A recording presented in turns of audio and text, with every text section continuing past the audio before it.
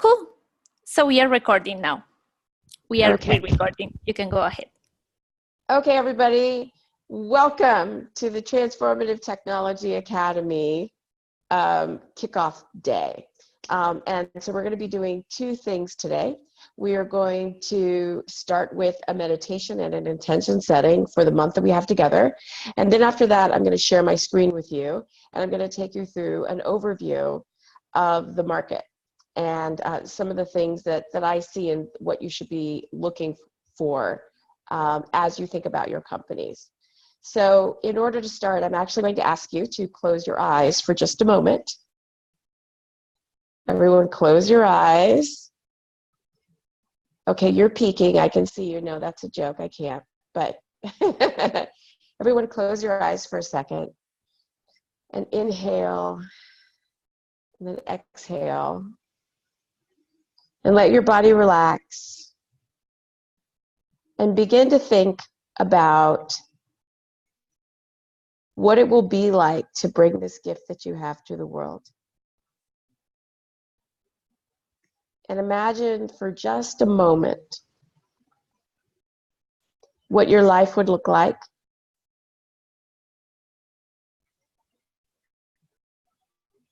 What the world would look like with this gift that you have inside of you, that you are expressing as a company, as an endeavor, as a product in service of mankind, that it comes forth and you're able to share it with the world. Imagine for a moment what the world feels like, what day-to-day interactions are like, how human beings will treat each other on and off, your role and contribution in making that happen.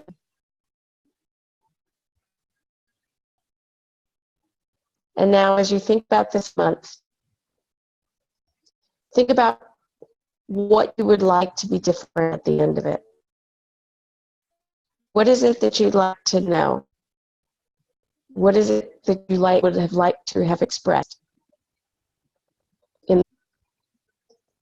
Feel it in your body. Feel it in your heart.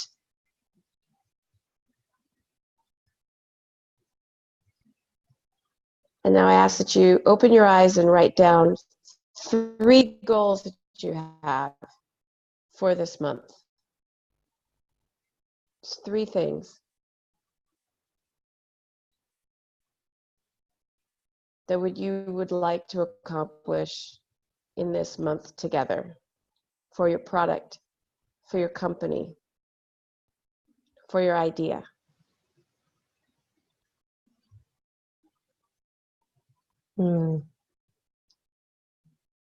That feels wonderful. That feels good for me. Because I have my goals for this time together as well. So that felt really good. Okay, so with that, I just want to point out and welcome a couple of people to the phone. Paula, do people have the ability to unmute themselves? Because I'm going to ask a few people to say aye. Okay, great. I'm going to let everyone unmute themselves. Do you want to let them raise their hand or just unmute themselves? I'm gonna ask the country managers to say aye, and then the mentors to say aye. And so everyone, we're gonna unmute you all, but so that can happen. But I want you to hear the voice of the people who are helping to create the container with us. So excellent. All of our country managers and chapter leaders, please say aye so that the community can hear you. Who's on the phone? The country managers and chapter leaders. Hi, from Lagos, Nigeria. Hi. Hi, from Lagos, Nigeria. Hello. Out of the other, Lagos, Nigeria. the country managers and chapter leaders who are on the phone, who else is on the line? Yeah, hello everyone. This is Alvaro from Zurich, Switzerland. Hi, Alvaro. Hello everyone. Good Great. to be here. Great to see you here. Great. Hello, everyone. This is Era Anderson in Czech We Republic. have that. Hi. Okay, great. Hello. And then so great. Okay. All right. So everybody, you can mute everyone again, Paula. So for everyone, I want you to know we have, there's a large team that's making this happen. It's, you mostly talk to Ray, Paula, and I, but we have country managers and chapter leaders in 15 chapters, so 15 city chapters. And then we have, a dozen more country leaders and country managers who've helped us reach you and find you and bring you together. And in addition, we have an army of volunteers. We have our speakers who are giving up their time, just to be able to share their knowledge with you. So there's quite a few people that have come together for this to support you. So I just want you to know that, that you're in a container. And so what we're going to do on this session is I'm going to share my screen with you now, and I'm going to show you a deck, and we'll go through the overview. The purpose of this is for you to understand the factors that are coming together to make this the moment for your companies and your products to reach the world. So just give me 1 second, and I'm going to share my screen with you.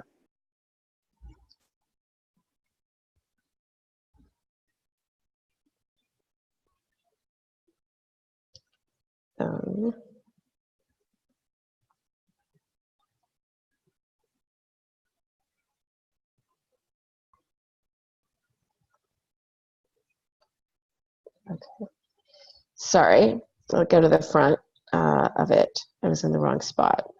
So don't look, don't peek, everybody. Okay.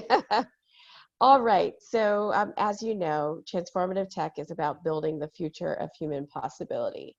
And so, we are the largest ecosystem dedicated to this. And we have relationships in everything from enterprise to investors, and then our own pre-accelerator, which this is, and then the conference that's going to happen in November. And with all of you, we are in 70 countries, actually 72 countries now, and 450 cities. We have people in this academy and the previous one for that numbers. This year we have over 1,300. So we're up from last year when we had around 1,000 people.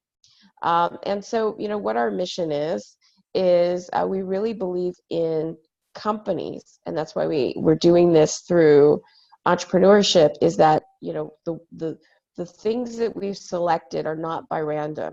We embrace technology because it has the ability to scale. We embrace business because it has the ability to sustain. And we embrace entrepreneurship and innovation because that's where the experimentation is happening. And innovation can be inside a corporation. It can be inside a company. And we embrace these things because that experimentation today, it is unknown exactly what will be the things that are going to move the needle forward for humanity. And so all of you, every single thing you try, and every single thing, every time you succeed, and every time that you fail, and you contribute that knowledge to the community, and you explain, including your failures when it doesn't work, that's as important a contribution, because it's that experimentation, that iteration, and that innovation that's really going to come up with the things that are going to move the needle for humanity. And so what our journey is that, there's the general overview, and you guys have probably seen it in different things. And I know Paula posted my TED Talk for you. So, you might see a few things that you've seen before, but we're actually going to go fairly deep in this. And there's some new things too that I haven't shown before. To anyone actually, that is also going to be in this. So we'll do an overview. There's some cases, we'll handle them a little bit more lightly than I would have otherwise, because the signal lecture that Jeffrey did is out of this world, like really out of this world. Anyone who hasn't watched that, as soon as you watch this, go back and watch that, because it's a deep dive into all of the ways that you can measure and access psychological state via technology. And also definition of what technology is. And then the last part is sort of like my wish list, and some of my counter thinking about, I think thinking a little bit differently about certain things. And so that's the journey. It's going to be really fast because I'm only going to take an hour of your time, but in the rest of this, or another 45 minutes of your time. But in the rest of this month, you're going to get so many different angles. And then also, if you take a look at we record all of the talks from the conference and we put them on our website, and we put them up there. We don't paywall them.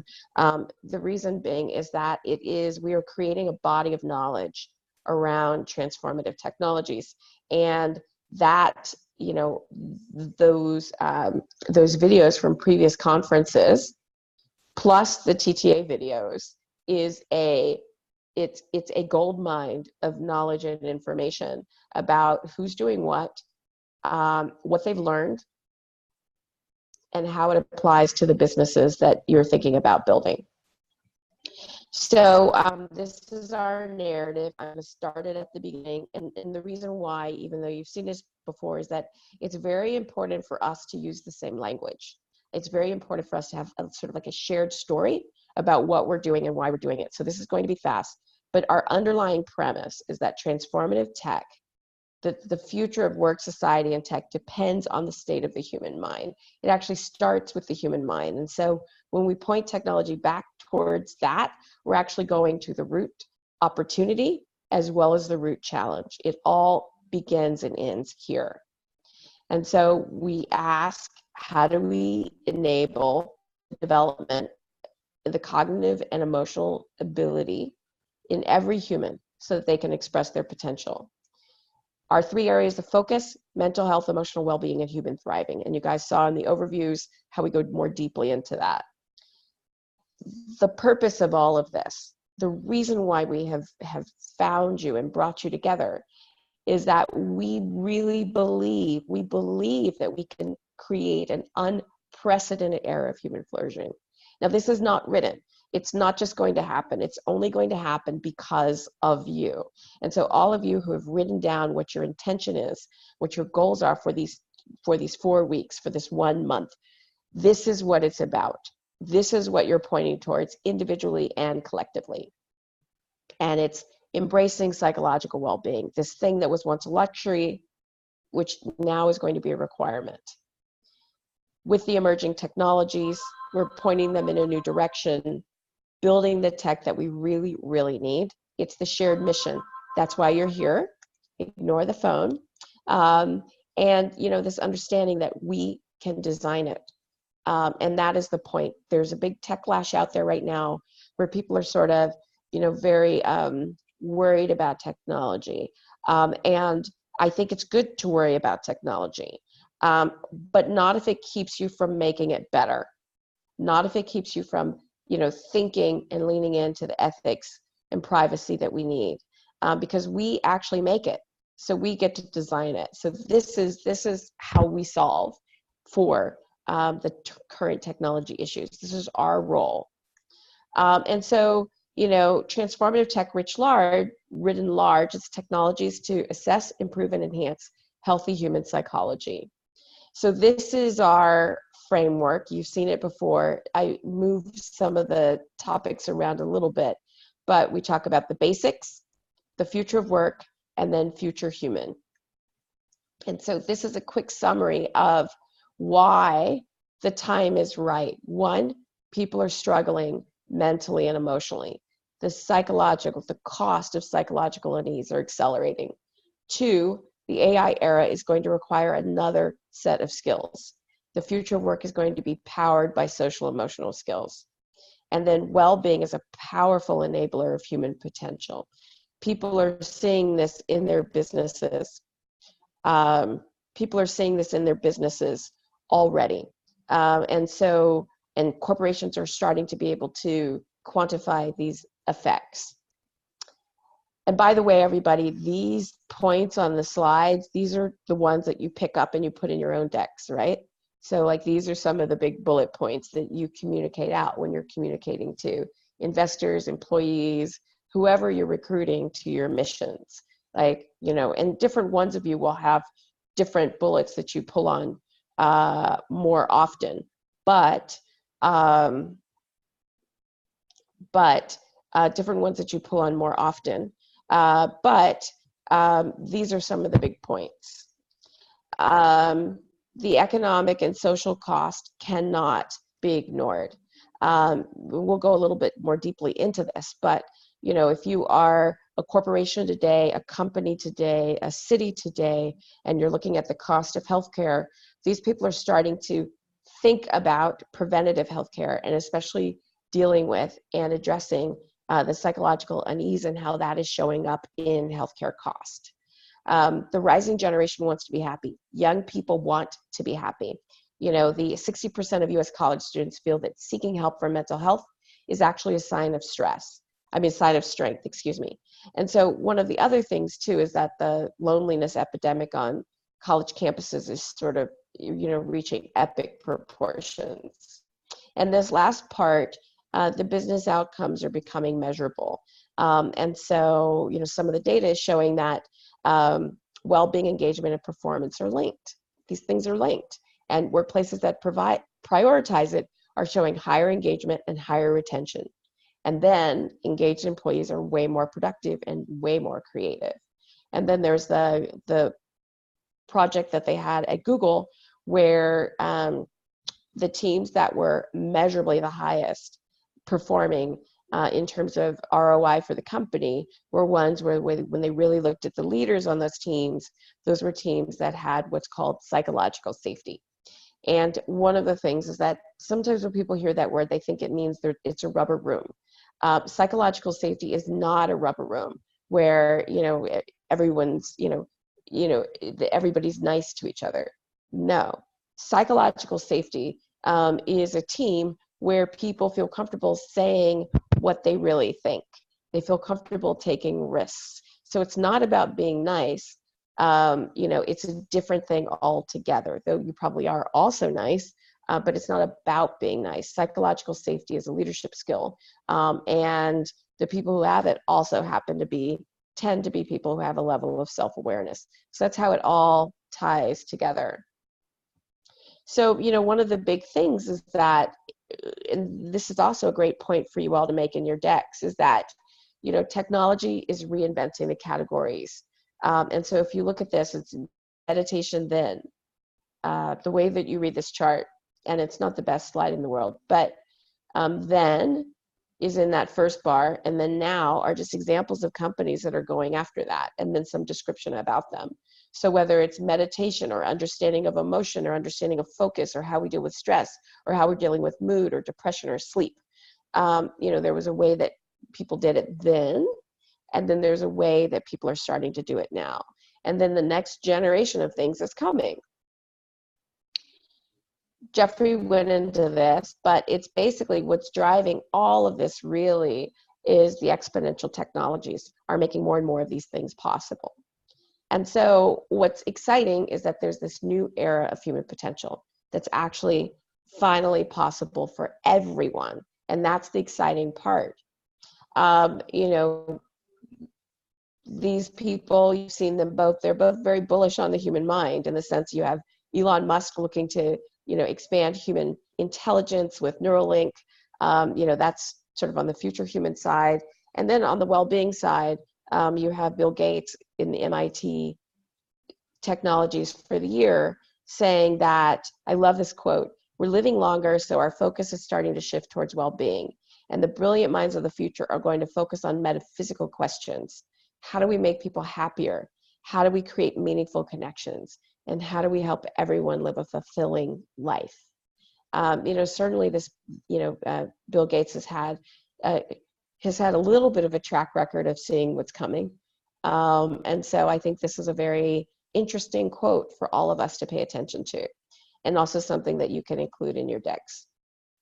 And so, with transformative tech being this, and then this being our ecosystem, here's what the world looks like. And I have updated these too. This is a fairly large market size. 3.7 trillion is pretty big. There's another market sizing that's out there that I'll show you a little bit later in the deck that's on from the Wellness Institute. They include beauty in their size. So they're at 4.2 trillion because they're including beauty products. But if you just add all of these things up plus the cost, as a part of it, it's a fairly large market size. Now, this is not, one of the things that we're working on is getting a more granular market sizing, because in the business school or consulting terms, this is a little bit of a dirty market sizing in the sense that typically you like to size down or size up. But what we're doing is we're sort of aggregating different markets because the lens of transformative technology actually says these are all the same thing. People are trying to get at the same thing in different ways, because what we've seen now 5 years in the space is that often the technologies are the same. So an example would be using deep brain ultrasound for depression, and you can also use it for optimization. So it's the same thing. What changes is the passion of the entrepreneur, like what it is they're focused on, and then also what the content is, and and how they're approaching the person who's going to use it. But in terms of the fundamental technologies, a lot of them are the same, and that's useful because one of the things that when you look at how to put this, when you look at segments that explode, that they weren't there and then they are, which is a lot of the exponential technologies. One of the things that you'll see is an underlying investment in the fundamental research. And that is part of what has happened for us all in this space.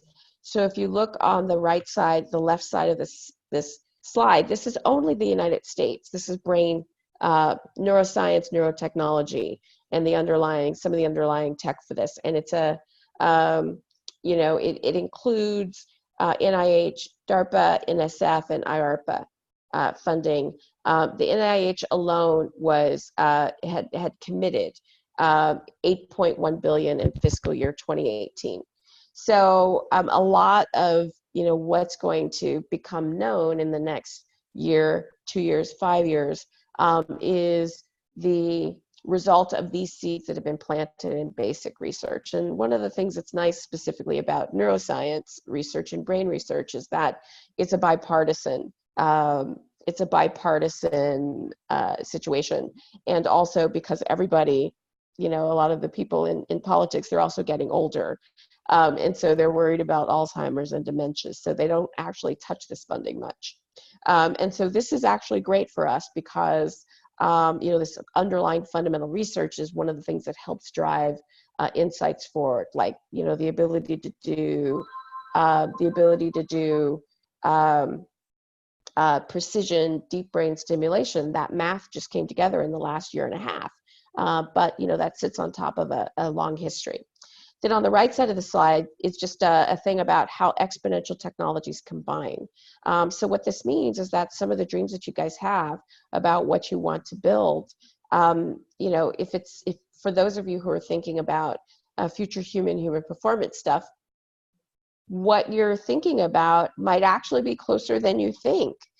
Because when the exponential technologies combine, each exponential tech accelerates. And when they combine in their acceleration, then it gets even faster. And so what is possible gets even faster. And so this is divided into 3 sections. The first is the problem with the human mind, because it's the fundamental problem and it's also the fundamental opportunity. And this really ties to the future basics section as well, of how we look at the world. And so it's runaway healthcare cost. People are skipping doctor visits. Health spending's out of control. People are borrowing money to pay for medical bills.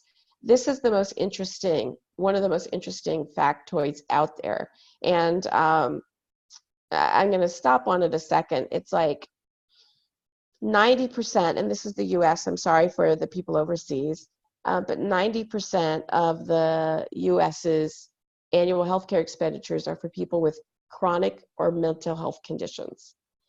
Now, the chronic conditions, if you look at the bottom of the slide, 5 of the primary drivers are either, and the number one is stress, and the other ones are things that you do when you are stressed. And so that's kind of, that's kind of amazing when you think of it. There's been some really scary studies where people have extrapolated out from this and what would that mean for the GDP just of the US. And so a lot of the estimates that you see don't do the extrapolation of what happens when the when the chronic illnesses run away even a little bit more. And so this is unmanageable, really. And what it means for companies, it means that they stop hiring people because they can't also afford the healthcare cost. Even like the best-hearted companies, at a certain point, they just can't do it. And so to the extent that we can build things that make it easier for people in this and to help bring these costs down, it's also one of the drivers that are making people open to your products, right? And so all of this is going up. More people commit suicide than killed by terrorists. When I read that in Sapiens, I was shocked. Loneliness is an epidemic. 1 in 10 Americans has taken an antidepressant. Depression, the leading disease burden. Teenagers saying depression is a big issue with their peers. When they say this, it's really them. 70% of teenagers in the US feel this way, which means it's really them. It's also happening in the workplace. Deaths of the despair everywhere. It's also global. It's rising in China. Well-being is down in the US by every measurement, and it's not just the US. And then for the future of work, we've talked about this too. These skills below are all the things that you use or that are going to be the skills for human interaction, which is going to be the main point of, could everybody mute? Olivier, I think that's you specifically. Olivia Janin, please mute your, thank you. It's muted. That's like being in, that's like getting called out by the teacher. Okay, so all of these skills below, these are the human interaction skills. And so these are the ones that are going to be compensated in the future. And so you're going to have to be really good at this. So, the social, emotional, psychological state of people is going to be the fundamental underlying element of compensation in the future. So the number of jobs that are going to be gone and, tasks eliminated. MIT said that these were the top things. If you look at this, look at the number of things that are related to social, emotional, psychological, human interaction skills, most of them. MIT's the WEF said that these are the top skills in 2020, which is like next year, right? Mostly human interaction skills. And so today we teach these by luck. And then, we see polarization everywhere.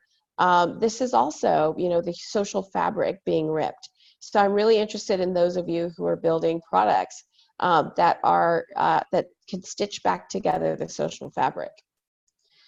Future Human is about capacity. And I'm rushing through this so I can get to the what's on my wish list faster. Human capacity, these are the things that are extra human. Technology should not replace us. It should give us super skills. Now, I want to tell you all, I'm not a classic transhumanist. I am not personally interested in uploading myself into a computer until we've really maxed out, this. We haven't maxed this out, right? There's so much more to being human. And so technology should not replace us as humans. It should give us super skills so that we can solve our problems more easily. It should give us super interaction abilities so that we can connect to each other more easily. It should give us super awareness so we understand ourselves better. Like that's what it should do. And so that's how I see this category. And so I love this quote. When Bill Gates was asked about automation, he was like, I'm more interested in the purpose problem. Assuming that, we don't have AI overlords, the real issue is going to be a lack of purpose. And what that ties to is that if you think about how you came, all of you who came to know your purpose, a part of how you came to know it was by answering, who am I? And so the question of who am I actually sits on a part of these three things, like what I think and say, and this is based on your experiences in life, what has happened to you.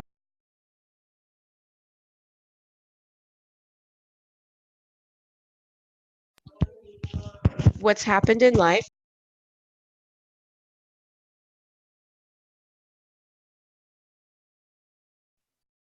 Oh, What's Nicole, you happened. have muted. Oh, sorry, guys. So part of it's sort of like what's happened to you in life, your experiences that you've had, but it's also, so that's in, what I think, what I say, because that goes into that, but it's also what your body says and what your behavior says. And so what's interesting is that transformative technology right now can track what your body says and it also what your behavior says. This is what's going on right now, and ultimately you'll also see it in what I think and what I say. That is sort of like natural language processing on what you text and that kind of thing. Now, everybody here knows that this group as a whole is all over data privacy, ethics, and sovereignty. So, I think that for us to have this level of intimacy with the people who use our products, we absolutely have got to get that right. But it also means that we can use technology in this way. Let's see. And so, we need these things, and time is running out a little bit.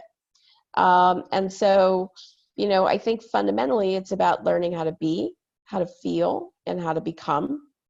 And so this is the problem. And then the opportunity that we have is, the next human agenda. Everyone who's been with us for a while knows that I love Yuval Harari. I think he has such a good understanding of what's happening. If you haven't read these books, read these books, maybe after this month, because you're busy this month, but definitely read these books, specifically Homo Deus, because Homo Deus is all about transformative tech in the sense that he talks about, the next human agenda being longevity, happiness, and augmentation. We all, as a group, thoroughly sit on top of happiness. There's certainly a part of augmentation, and who wants to live forever if you're miserable? So I think we influence longevity. And so if you think about like, what is the market size? Like, what is the sizing of this? Like I said, we haven't, sized really more than 3.7 trillion. We haven't sized really, the happiness market. And I want to say, he uses the word happiness, though Yuval goes on retreat for 2 months of the year because it's just shorthand for people to understand. If you actually read his work, he deeply understands that we're really talking about meaning and purpose and flourishing here. Is really sort of like, what it is, what humans really want. Now, he's skeptical as to whether or not we'll get there because his job is to sort of like raise the alarm about, the direction of humanity. But what will the size be? Who knows? But if you look at these other things, augmentation, which is bioengineering, IndieBio is estimating that's about 100 trillion. What they've done, if you look at their market sizing, is they've looked at every industry that could be affected by bioengineering and aggregated how much they grow. So big number. And then the anti-aging market, this is more, core longevity. It's a big market, probably growing. The thing is that, once they figure out how to make us live for really long times, like who's not going to want that? Most people will. So one could extrapolate this market out too. And for us, it is still unknown, but most people are going to want to be happy. They're going to want to flourish. I think one of the things that, is definitely going on in the world is that people look at the technology today and they think that that is the limit of what's possible. They think that's the good stuff. I don't think so. We have to build the good stuff. And so I believe, I guess I am an optimist in the sense that I believe that humans long for love and belonging. and that we long to be connected with one another. And I think if you can give people, if you can facilitate, people to know themselves better so that they can have those connections, they will do it. But it does require good UI UX. It requires solving a problem for them. It requires meeting them where they're at, frankly. But I think that, if we make good things, and we're thoughtful and concerned about how we treat the people who use the good things, then I think people will choose those. They will choose those things.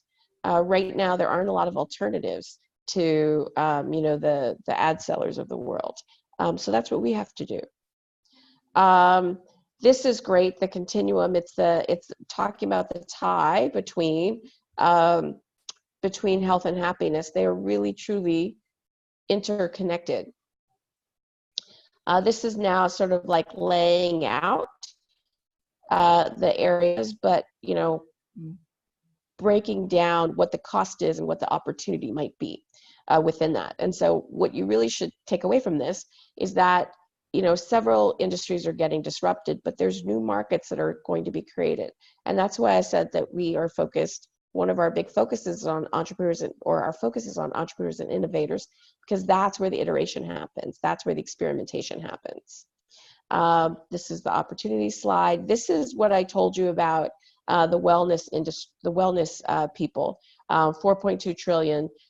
They have added in there anti-aging and beauty, which is why it's bigger than ours. We don't include beauty in terms of like, creams and that kind of thing. This I thought was fascinating. And what's important to look at here is the growth in meditation. Now, if you know actually what happened is that this actually all started in 2016, around October, November of 2016 is where it really hockey sticked. And so the people at Calm, that's when their business took off. What this means is that, or what it suggests is that transformative technology as a category could be counter-cyclical. And why that's important is that there is a correction coming sometime next year, most likely. And so it will mean things that people are going to become very price sensitive to things, but it also means that, when things are tough, people will be looking for the things that will help them. And so, so for, those of you who are thinking about your products, and this is one of the reasons why we have so many designers in the curriculum this year, and people who can help you think about product market fit, is because survival during a correction is going to have everything to do with really solving someone's problem in a very efficient way, with a very, with a smooth UI UX. So your products are going to have to be really, really good. But it also means that the market is going to expand dramatically. And so I can't say for sure that we're counter-cyclical yet. We don't know, but this suggests that we might be. And so, expect a surge of demand, but pressure on the price and the economics. Wellness apps are up too. So, I thought, look at the second bullet here, 170% more revenue in Q18 over Q17. I mean, Q1 2018 over Q1 2017. This is sort of really reflective of all of the things I showed you about how the world is like shaping up and what people are thinking about. We're going to do a lot at the conference on wise cities, because and we have the challenge, and it's because the tech stack that is in smart city execution, smart building execution, a lot of that can be repurposed for transformative technology. And we're starting to have the conversations with like the Kennedy School of Health and people like that about like how to come up with those city scale metrics, and going deeper into the building scale metrics, that you guys can build technology to point to. Because We spend 90% of our time indoors if you add transportation. And so that's a great platform for well-being and psychological health. And then also, I think one, changing education. What are we studying? And there's a big usage for your products there. And then two, improving well-being while people are doing this. So it's two applications as well. And so here's one of the things that you should think about. This is an important concept. So you have innovation and disruption. You have linear and exponential. And then you have change and transformation. So clearly we're on the right side. So we're disrupting. And so the trends in many ways are on our side for this. And I think we can do this for human psychological development too. And so if you think about change fixes the past, but transformation creates the future. I love these books. Stephen Kotler's book talks about a world where people are routinely hyper-empathetic. And Nexus is about brain-to-brain communication. So why is all of this happening? This is the fundamental thing you have to know. It's that need, demand, and means have come together. And so need is about the economics, the economic impetus.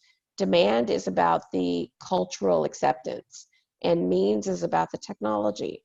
And so this is happening right now. So now is the right time for you to start to build these businesses. We talked about the rising generation and what they want.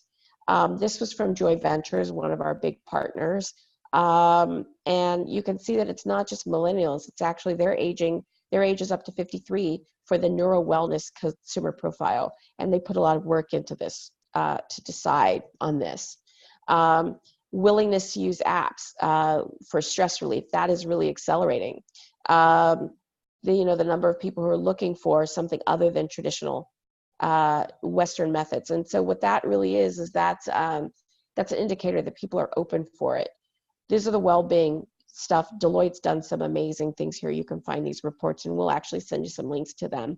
But if you could just see that the business measures are there. So we've talked about that. So these are some of the new truths, I think. Our brains can change. Our biological focus on the negative can be trained out. But we need each other to be happy. Sometimes people hear me talk and they think that I'm advocating, replacing humans with tech. It's like, not at all. It's using the tech to help the humans be better together. Perfect happiness should not be a goal. It's like there's a difference between struggle and suffering. I'm interested in, getting rid of suffering, but we should definitely not get rid of struggle. Humans kind of need it. Nudges add up. And this is the thing about, like, when you think about your UI, UX, you have to make sure that you get as much of the friction out, and it is a bias for you to say, because this is good for you, because this is good, people will use it. Like, that's a bias that you should not have. Think about the nudges that you can use. Emerging tech is here. The massive data sets is what's going to make these psychological interventions measurable. And then with that kind of measuring, then we can build what we really need. We've talked about this. You guys know that, technology makes what's scarce abundant. Lots of change. Jeffrey went over these areas.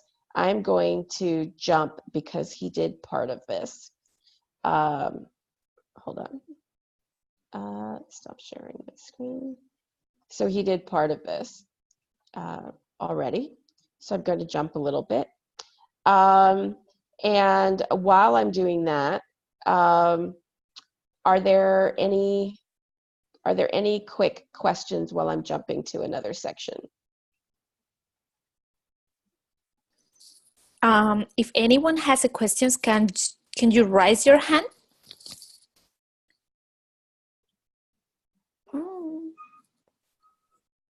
Okay, not so many questions. Okay. All right, let's see. I am going to, yeah, actually that is really what I wanted to, that's really what I wanted to share. you know, and we have 6 minutes left. That's a lot of what I wanted to share. We are, you know, still working on a new market map. We need to get all of you guys on it too. So we're still working on a new market map. We are working with, you know, 2 different firms who are helping us with that.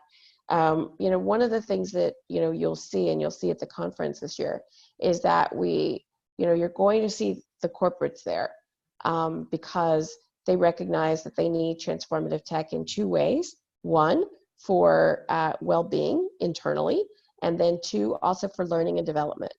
So that is their hands-down interest in the space. 2, we are going to see providers. And one of the reasons why is because of the cost structure that I mentioned. You know, the healthier people are, the ones who are the healthcare systems, you know, the better their economics.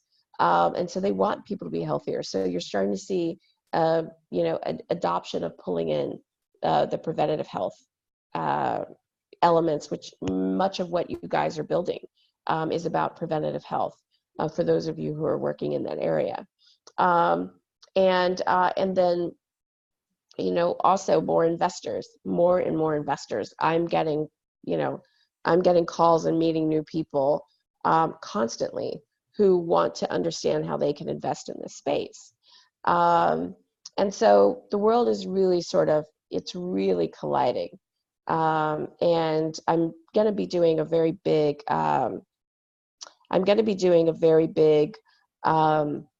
know, my update that I do at the conference will have new slides, and it's my annual, like, Mary Meeker style update on our space. But it's just, now is really a great time.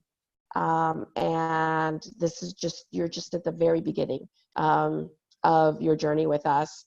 And I promise you, you know, if you really engage in the community, if you use the meeting matching app that we're going to give to you, where you can really meet each other, if you really share what you're working on, if you know, are trying to, if you haven't decided what you're doing yet, and you really sort of ideate with other people, you can really use this time. It's a very precious moment.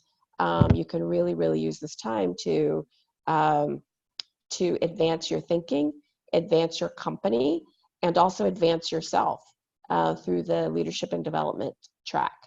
One thing to know, we record everything, and you do have a little bit of a catch-up window at the end. So don't stress yourself out about this. You know, do your very best, get as much out of it as you can, but also know that you can watch those videos after the 4 weeks for a couple of weeks, you know, before we, you know, sort of check off that it's officially over, so we can, you know, make you an official member of the Academy or not. And so that is it. We have 3 minutes left. Does anyone have any questions for me? I think there was one question.